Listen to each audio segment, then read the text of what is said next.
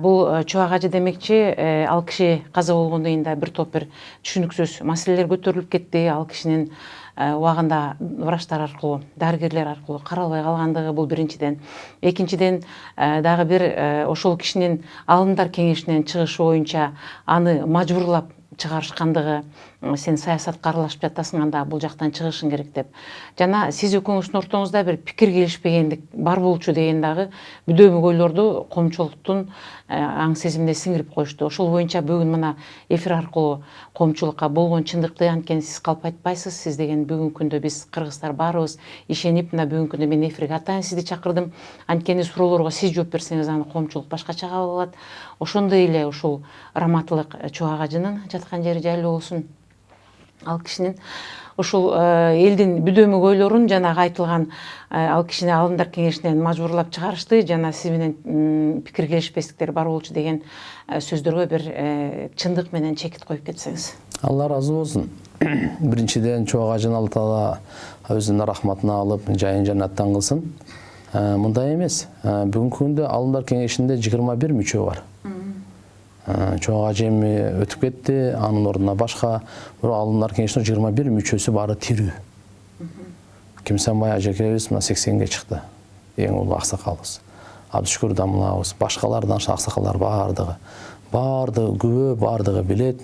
Чубак ажы өз ыктыяры менен арызын жазып, мен ушу алымдар кеңешинен чыктым деп. Эмне себептен чыкты деп алымдар кеңеши атай жыйын өткөргөн. Алымдар кеңешинин ошол төрагасынан жакшынакай сурасаңыздар болот.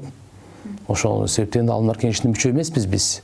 Мурда мүчө элек, мисалы, качанга чейин, мисалы мен муфти болгонго чейин алымдар кеңешинин төрагасы муфти өзү болчу.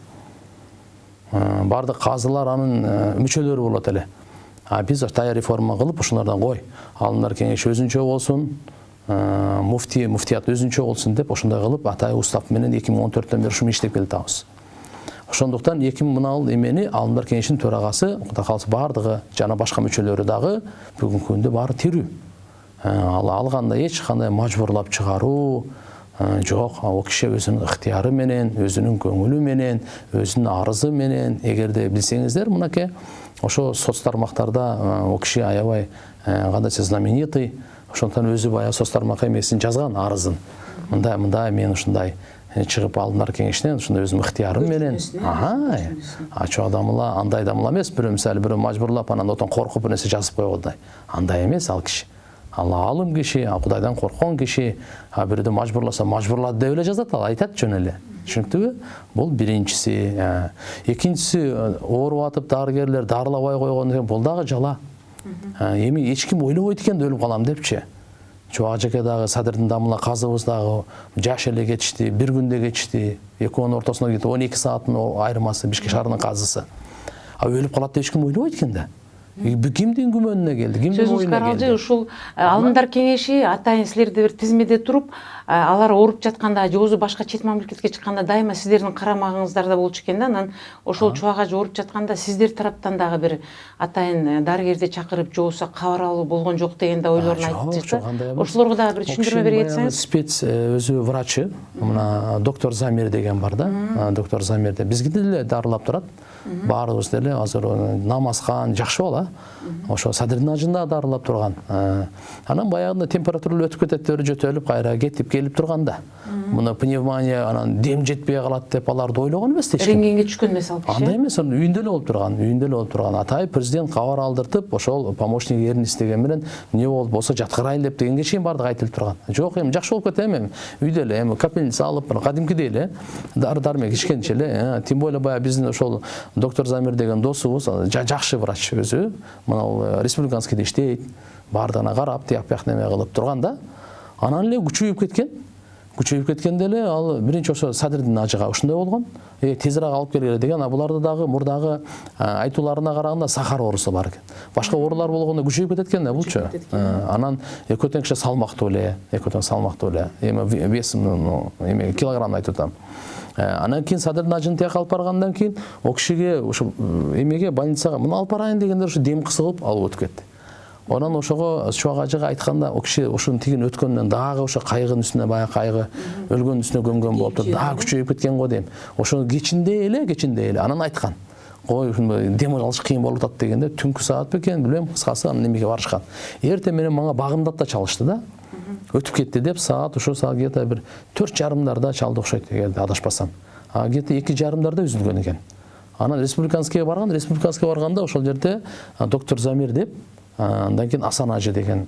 Булар барып ошол жерге алып барышкан. Анан баягы эмелер искусственный дем алдыруу немел бар го. Отошолорго дем алдыруу. Алар дер мынтип ойлоп кеткен эмес, кадимкилер кой берет деген да. Анан реанимацияга кирет мына деп ошол жерден узап кеткен алардын сөзүнө караганда. Кийин мен ошо элдер айтып атканда, ошо врачтар карабай койду, анда мындай деп атканда, мен немеге чыктым. Атым менен атай ошо доктор Замир жанында болгондор. Ошо ким алып келди эле, жаныңда ким болдуңар, кандай болду эле деп. Тиги доктор Замир деген замминистр здравоохранения менен постоянно байланышта болуп турган экен. Андай болгон жок дейт. Бардыгы эле ошо орунда эле болгон. Мына биздин неме менен. Эми ажал экен. Бул ажал экен. Ажал суусу келгенде адамдын акылы деле иштебей калат. Адамдын күчү деле жетпей калат дегенде, ажал суусу келгенде эч ким аны сактай албайт. Ажалухум ла ястахирун саата ва ла ястахтимун. Ажал келгенде ал жашпай каруу кете берет, ал бардыгы бирдей эле да. Бул бир. Экинчиси демек түшүнүктүү, алымдар кеңеши менен эч кандай мажбурлоо неме болгон эмес. Сиз менен деле андай эмес жок. Биз менен ортобуздагы мамиле сый урматта эле. Бул нерсенин чыкканы сиз ал кишинин кишим экенине акыркы сапарга узатууга барбагандыгыңызды дагы ошол бир жормолдоп жатышат да, ошол эмне себептен болду? Жок, акыркы сапарды мен бу жерде узаттым. Моргко барып, ошол жерден алып чыгып, жаназасын окуп, албетте жаллап аткан мен ал жака барган жокмун. Бул жакта эртең менен саат биз 5:00 ошо республиканский больницага барып, аерден тияк немелерден сүйлөштүрүп, анан алар айтты, жок, биз морг менен жиберишибиз мүмкүн. Жөн жибербейбиз, себептен учетко келгенде неме болот экен да. Анан барып, эл топтолуп кетти, эл дагы тияк жакындар чакырып өтө көп неме болбой эле. Мына аралыктарды сактайлы деп ошо сактаганча, анан ошол жерде маселелерди кылып, анан ошо соц тармактарды карап, мынтип жакшынакай уксаңар, түшүнүп аласыңар. Ошол жерде мен не дедим, ошол жерде ким окуду биринчи жаназаны, ким турду, хорошо? Бунун баардыгы жөн мындай жөн эле узактан туруп алып эле божомолдоп эле ура берген болбойт, ал арам нерсе да ал. Ошон үчүн ошол бул жактан баардыгын чыгарып, айтып, дедиртип, вплоть бияка аппаратка чейин. Биздин аппарат президента, то есть. Ошол жерде баардыгын неме кылып, жаназасын ошол жерде окуп, мында алымдарыбыздын бир эмес, 2 жаназасы болсо болот. Ошон үчүн анын тиякта дагы биз бул жакта эле ошол жерде алып калсак кандай болот? Бир ой болду. Жок, анан көп айтылгандай чечилди, тияка жалап аткалып кеткенге депчи. Анан ошол жерде бир топ кете 1000 канча 1000ге жетпесе дагы ушундай бир көп адамдар ошол моргтун аркасында эме бар экен, поле бар экен. Ошол жерге алып бардык, ал жерде милициялар дагы айтты, бул жерге көп болуп кетет, артына жылсаңар жакшы болот деп. Анан ал жерден барып намазын окуп, жаназасын окуп, жакшына дуаны кылып, анан бул жерден узаттык да. Акыркы сапар. Ошол жерден ата-энесине, башкасына баарлашты, бул бала чакасына дагы немелер ошондой көңүл айтып, алардын баардыгын кылып алды. Жөнөттүрмүз. Сиз буга чейин элге айткан акыл насаат жана ушул дин жолуна айтып жүргөн жериңизде өзүңүз айтасыз, ким эмне кылса Кудай алдында баары өзү жооп берет депчи. Анан кийин жогоруда сиз айтып кеткендей ошо туура эмес маалыматтарды айткандар да өзү жооп берет, ким туура эмес эмне кылса баардыгы өзү жооп берет деп ойлойм. Маегиңизге чоң рахмат, Максат ажы. Мына бүгүн кошумча неме айткым, кечирип коесуз, азыркы үчүн сиз суроо бергенде 3-4 суроону бир берип койдуңуз, ошонун бир суроосу бизде мамилебизде. Бул дагы неме болуп кетпесин, а? Ортобуздагы мамиле Кудайга шүгүр. Биз мен сельхоз институтта окуп жүргөндө чоң ажылар бул жакта исламскийде окуйт эле. Анан мен кошумча ислам сабак алып, ортобуз айыл чарбаны бүткөм, мен зооинженердим.